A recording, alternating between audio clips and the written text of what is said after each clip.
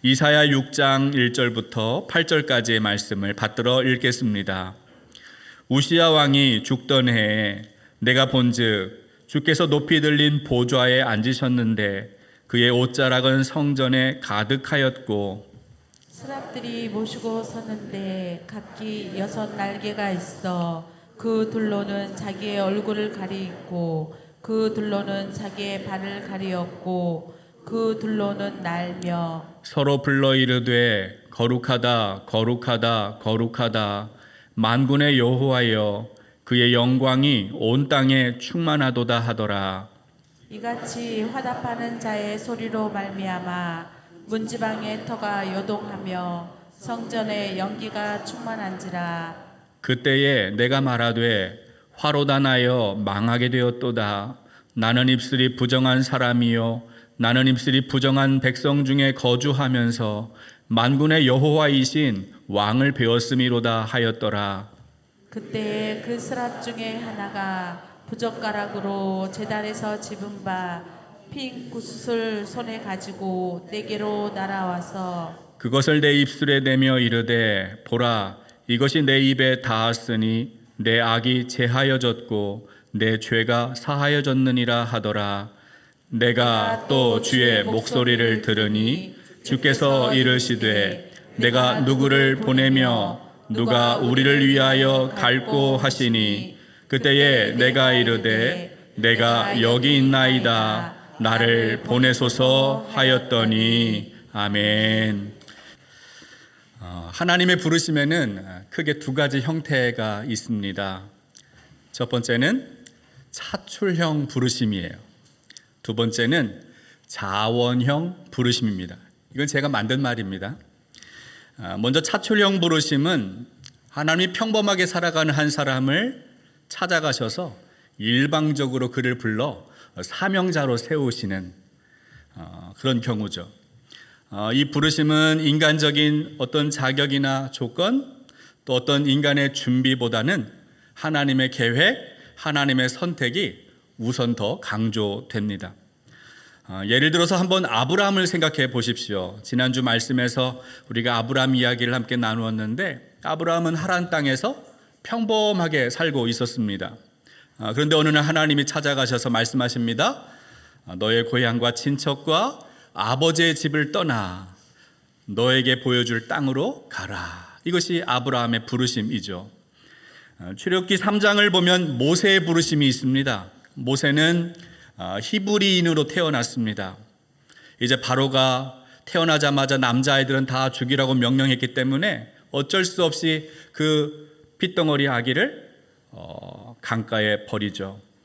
기적적으로 애굽의 공주의 아들로 모세가 입양이 되었고 왕자가 되었습니다. 그렇게 40년 동안 애굽의 왕궁에서 모세는 살아갔습니다. 그러다가 우발적인 살인 사건에 연루되어서 도망자가 되었고 살인자가 되었고 40년을 미디안 광야에 숨어 살았습니다. 모세가 어느 날 장인의 양떼를 이끌고 하나님의 산 호렙에 이르렀을 때에 떨기나무에서 불 붙는 광경을 보았는데요. 그 붙은 불이 꺼지지 않고 나무도 사라지지 않는 그 이상한 모습을 그는 신기해합니다. 그때 하나님이 모세를 부르시죠. 모세야, 내가 선 곳은 거룩한 땅이니 내 발에서 신을 벗으라. 그러면서 학대받고 있는 너의 이스라엘 민족을 이끌고 애굽을 떠나라 명령하십니다. 이것이 모세의 부르심이었어요.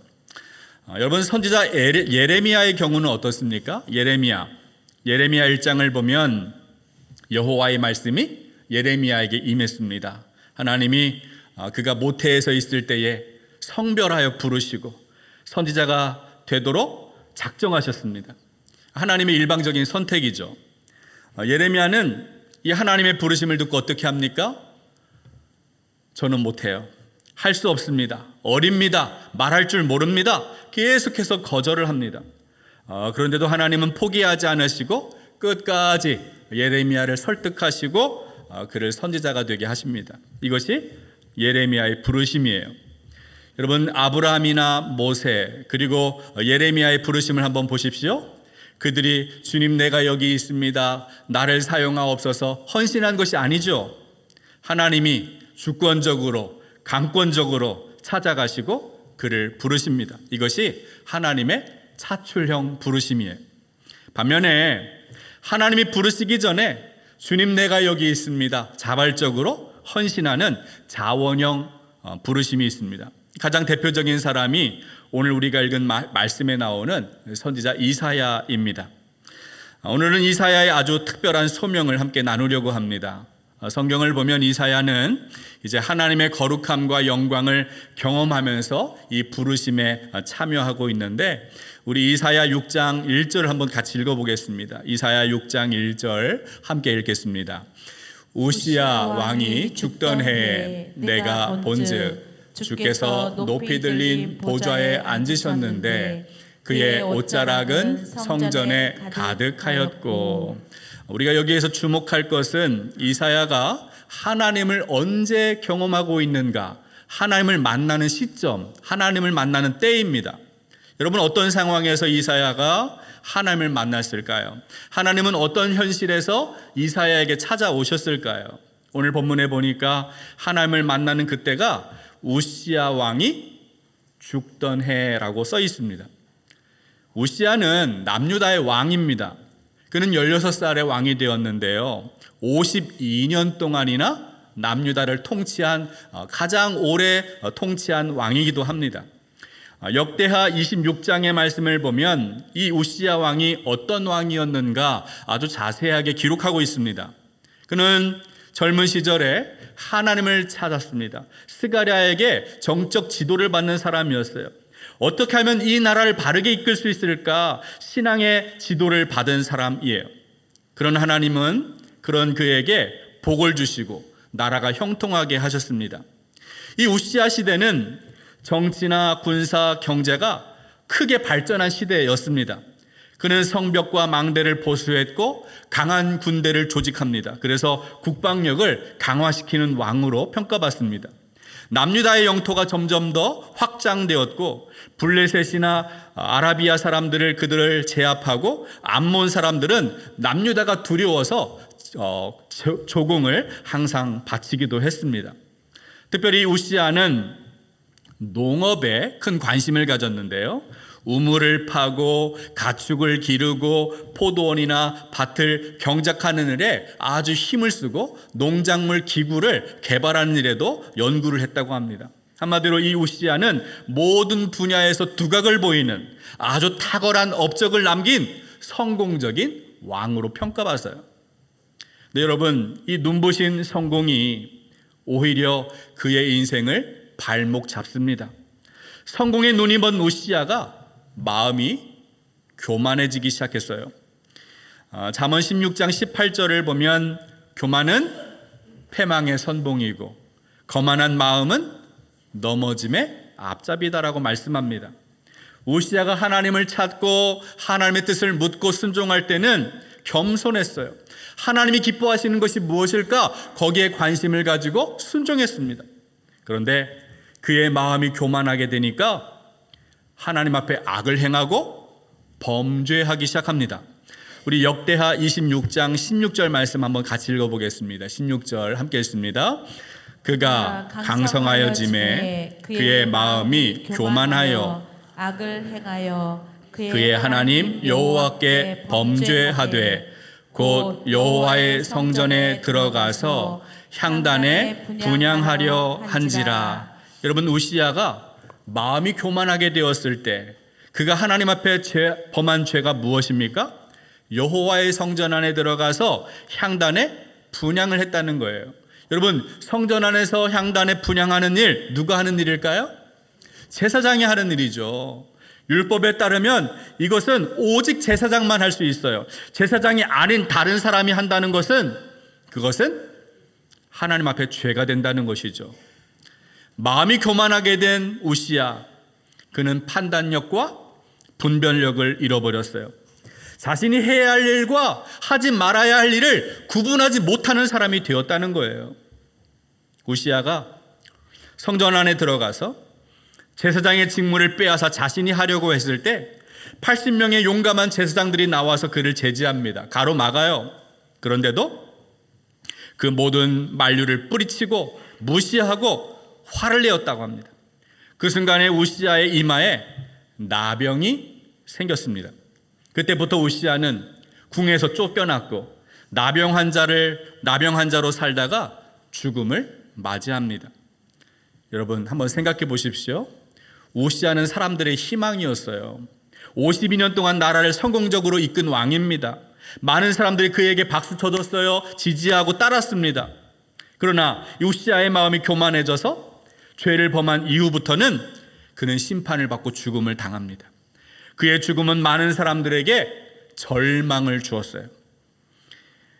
우시아의 죽음 이후에 남유다는 정치적으로 불안해집니다. 주변 국가의 위협이 점점점 거세졌고요. 사람들은 미래를 걱정하기 시작합니다. 모든 사람들이 절망 속에 빠졌습니다. 그런데 이런 절망적인 현실 속에서 하나님이 이사야에게 찾아오셨어요. 이사야가 이제 성전 안에서 아주 특별한 경험을 하게 됩니다. 오늘 본문을 보니까 높이 들린 보좌에 주님이 앉으셨는데 주님의 옷자락이 성전에 가득했더라 이렇게 말씀했고요. 그리고 스랍들이 주님을 모시고 있었다라고 말합니다. 우리 이사야 6장 2절 말씀도 한번 읽어보겠습니다. 6장 2절 함께 읽습니다. 스랍들이 모시고 섰는데 각기 6 날개가 있어 그 둘로는 자기의 얼굴을 가리었고 그 둘로는 자기의 발을 가리었고 그 둘로는 날며 성경을 보면 이 스랍이라는 표현이 이사야서에만 나옵니다. 스랍은 히브리어 동사 사라프라는 말에서 나왔는데 이것의 의미는 불태우다, 타오르다 그런 뜻을 가지고 있습니다. 그러니까 여기서 말하는 상징은 뭐냐 하면 두 가지가 있는데요. 하나님의 거룩함처럼 불같이 순결하고 죄를 태워 정결하게 하는 사명을 가진 존재가 바로 스랍들이 상징하고 있는 의미입니다. 성경을 보면 하나님의 사람들이 하나님을 경험하는 방법이 각각 다양했습니다. 아브라함은 창세기 15장을 보면 번제물을 2개로 갈라 놓았는데 그 번제물 사이에 횃불이 이렇게 다니는 모습을 아브라함이 목격합니다. 야곱은 꿈속에서 하늘에 닿은 사닥다리 위로 이제 하나님의 사자들이 오르락 내리락 하는 모습을 보았다라고 말합니다.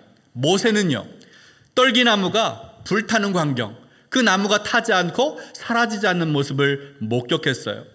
어떤 사람은 횃불을 보았고 어떤 사람은 꿈을 통해서 보았고 어떤 사람은 불타지 않는 불꽃으로 보았는데 오늘 이 이사야는 바로 주님을 모시고 있는 스랍들을 보았다는 거예요.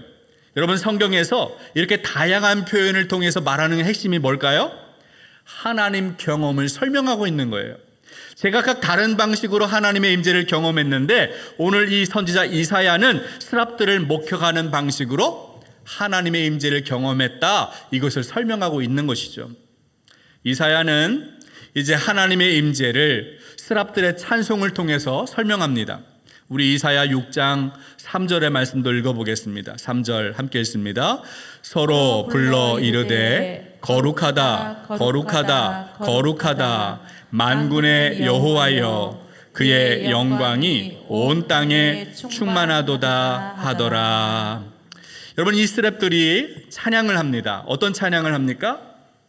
거룩하다 거룩하다 거룩하다. 거룩하다는 말을 3번이나 반복해요. 이 말은 오직 하나님만이 거룩하신 분이다라는 사실을 강조하고 있는 표현입니다. 최상급의 표현인 것이죠. 이 거룩하다라는 번역을 히브리어 단어를 보면은 카도시라는 단어를 쓰고 있어요. 카도시.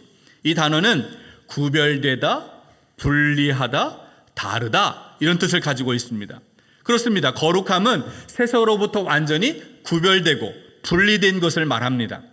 여러분 우리가 하나님을 믿는 백성을 성도라고 말하잖아요. 왜 성도입니까?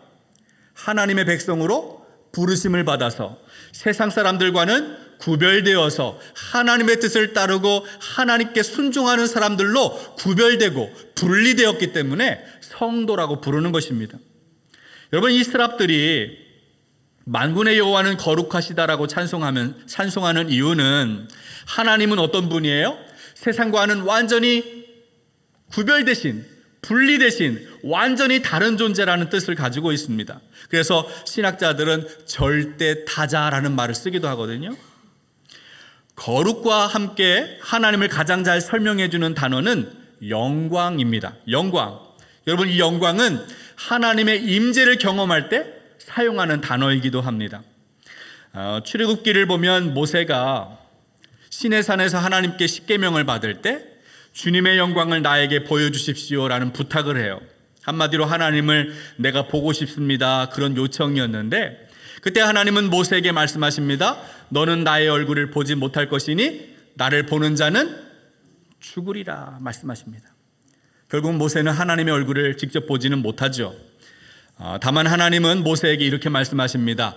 너는 나의 등을 볼 것이요 나의 얼굴을 보지는 못하리라. 여러분, 하나님이 사람처럼 얼굴이 있을까요? 하나님이 우리처럼 등이 있을까요? 그런 말이 아니죠. 여러분, 유대인들은 하나님의 영광을 경험할, 하나님의 거룩하심을 경험할 때, 하나님의 임재를 경험할 때 하나님의 영광을 보았다라고 고백했어요. 하나님의 얼굴을 직접 볼 수는 없지만 하나님만이 행하시는 일, 사람이 도저히 할 수 없는 일, 오직 하나님만이 행하시는 기적을 경험하면 하나님의 영광을 보았다라고 말하는 것입니다. 이스라엘 백성들이 출애굽을 합니다. 그때 그들은 막다른 골목에서 홍해바다 앞에 섰는데 그들이 홍해를 건넌 다음에 어떻게 찬양합니까? 여호와께서 주님의 오른손으로 권능을 베푸셔서 우리가 영광을 보았다라고 그들은 찬송해요.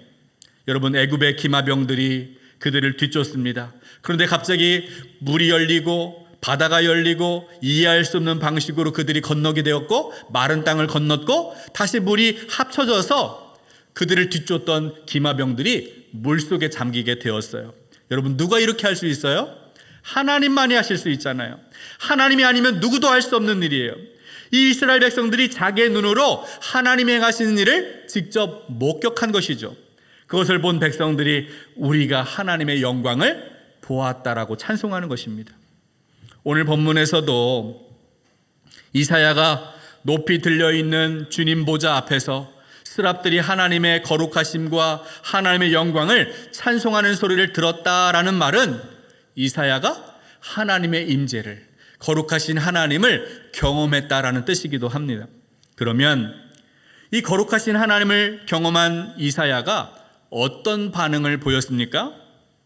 하나님을 직접 자신이 경험했으니 기뻐 뛰며 하늘을 날듯이 행복해했을까요?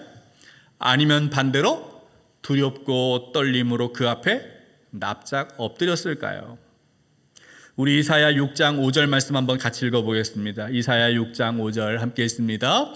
그때에 내가 말하되 화로다 나여 망하게 되었도다. 나는 입술이 부정한 사람이요 나는 입술이 부정한 백성 중에 거주하면서 만군의 여호와이신 왕을 배웠음이로다 하더라.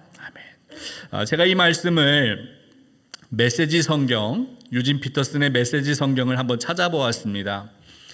거기에는 이 구절을 이렇게 표현합니다. 재앙이다. 재앙의 날이다. 나는 이제 죽은 목숨이다. 나는 이제껏 하나같이 더러운 말을 일삼았다. 하나님을 모독하기까지 했다. 나와 함께 살아가는 자들도 마찬가지이다. 다 썩어 빠진 말들, 불경스러운 말들을 쏟아놓았다. 그런데 내가 여기서 하나님을 대면하다니, 만군의 하나님을. 여러분, 이사야는 거룩하신 하나님 앞에 섰을 때에 어떻게 하고 있어요? 왜 이런 반응을 보일까요? 나 죽었다. 화로다. 재앙이다. 나는 끝났구나. 왜 이런 반응을 보일까요? 그 이유는 거룩하신 하나님 앞에서 자신의 모든 죄악이 드러나고 있기 때문에 그래요. 여러분, 우리가 하나님 앞에 선다는 그것은 너무나도 두려운 일이죠. 하나님 앞에서 우리는 아무것도 감출 수 없고 숨길 수가 없어요. 있는 모습 그대로 모든 것이 노출되는 그 순간이 거룩하신 하나님 앞에 서는 그때입니다. 누가복음 5장을 보면 베드로가 밤새 수고를 합니다. 물고기를 잡으려고 했는데 한 마리도 잡지 못해요. 그때 예수님이 다가오십니다. 그리고 저 깊은 데로 가서 그물을 내려봐라 라고 말씀하십니다. 베드로가 말씀에 순종했어요. 그물을 올렸습니다. 찢어질 만큼 많은 물고기가 잡혔어요. 그때 베드로가 어떻게 반응하죠? 우리 누가복음 5장 8절 말씀 읽어봅니다. 8절 함께 읽습니다. 시몬 베드로가 이를 보고 예수의 무릎 아래에 엎드려 이르되 주여 나를 떠나소서 나는 죄인으로소이다 하니. 여러분 한번 생각해 보세요. 지금 베드로는 물고기를 많이 잡았어요. 밤새 허탕을 쳤는데 지금 물고기를 많이 잡았습니다. 좋아야죠. 기뻐야죠. 감사해야죠. 근데 오히려 베드로가 어떻게 했다고요? 예수님의 무릎에 엎드려서 고백하는 거죠. 주님 나를 떠나십시오. 나는 죄인입니다. 베드로는 예수님을 통해서 하나님의 능력을 경험했어요. 베드로는 예수님을 통해서 거룩하신 하나님을 경험한 것입니다. 하나님을 경험한 사람, 하나님을 만난 사람은 자기의 실상을, 자기의 전 존재를, 자기의 감추어진 실체를 깨닫게 되는 거죠. 내가 얼마나 더러운 존재인지, 내 죄악이 얼마나 추악한지, 내 마음속에 깊이 감추어진 욕심, 탐욕, 시기와 질투, 나의 교만과 나의 자랑이 얼마나 헛되고 부질없는 것인가를 그 하나님 앞에 서면 알게 되는 거예요. 하나님 앞에서 자신이 완전히 발가벗겨진 존재라는 사실을 깨닫게 되는 것입니다. 그래서 정말 하나님을 만난 사람은 이사야처럼 베드로처럼 고백하지 않을 수가 없습니다. 재앙이다. 나는 죽었다. 나같이 부정하고 더러운 사람, 주님 나를 떠나십시오. 나는 죄인입니다. 거룩하신 하나님 앞에서 발가벗겨진 자기의 모습을 본 사람은 두려워할 수밖에 없고 떨림으로 회개할 수밖에 없는 거예요. 그런데 정말 놀라운 사실은 하나님 앞에 죄를 회개할 때 하나님은 그를 죄 가운데 내버려 두시지 않고 용서하신다는 사실입니다. 우리 이사야 6장 6절과 7절 말씀도 한번 읽어보겠습니다. 6절과 7절 함께 읽겠습니다. 그때에 그 스랍 중에 하나가 부젓가락으로 제단에서 집은 바 핀 숯을 손에 가지고 내게로 날아와서 그것을 내 입술에 대며 이르되 보라 이것이 내 입에 닿았으니 내 악이 죄하여졌고 내 죄가 사하여졌느니라 하더라. 아멘. 여러분 이사야가 거룩하신 하나님 앞에 섰을 때에 자기의 실체를 깨달았습니다. 죄악을 깨달았습니다. 나는 망하게 되었구나. 나는 죽었구나. 절망했습니다. 그런데 하나님은 그를 내버려 두지 않으시고 그의 악을 제거하시고 그의 죄악을 용서하신다는 거예요. 그의 입술의 부정함을 깨끗하게 씻어주시고 거룩한 하나님 말씀을 전하는 사역자로, 하나님의 심부름을 하는 선지자로 준비되게 하셨습니다. 끝으로 이사야가 하나님의 용서를 받은 다음에 어떻게 하는지도 한번 확인해 보겠습니다.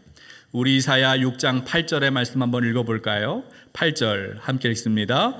내가 또 주의 목소리를 들으니 주께서 이르시되 내가 누구를 보내며 누가 우리를 위하여 갈고 하시니 그때에 내가 가로되 내가 여기 있나이다 나를 보내소서 하였더니. 여러분 거룩하신 하나님 앞에 자신의 죄악을 깨닫고 회개한 사람, 하나님의 그 크신 사랑과 은혜와 용서를 경험한 사람, 그 사람들은 이사야처럼 고백합니다. 주님 내가 여기 있습니다. 나를 써주십시오. 나를 보내십시오. 여러분 왜 이런 고백을 할 수 있을까요? 거룩하신 하나님을 만난 사람, 하나님의 은혜와 사랑을 경험한 사람, 그들이 왜 이런 고백을 할까요? 그것은 관심의 대상이 바뀌었기 때문입니다.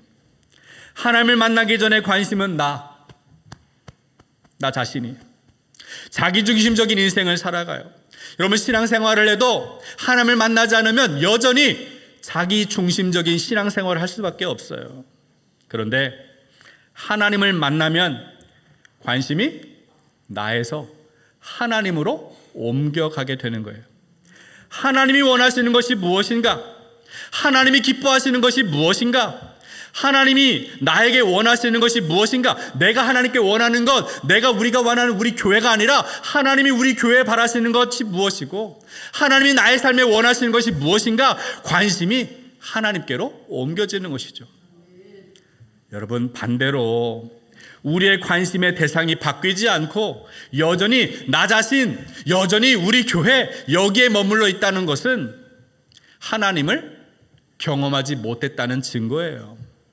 그래서 여러분, 신앙생활을 오래 하는 것도 중요하고 성실하게 하는 것도 중요하고 직분을 받는 것도 중요하지만 정말 중요한 것은 하나님을 만나는 것입니다.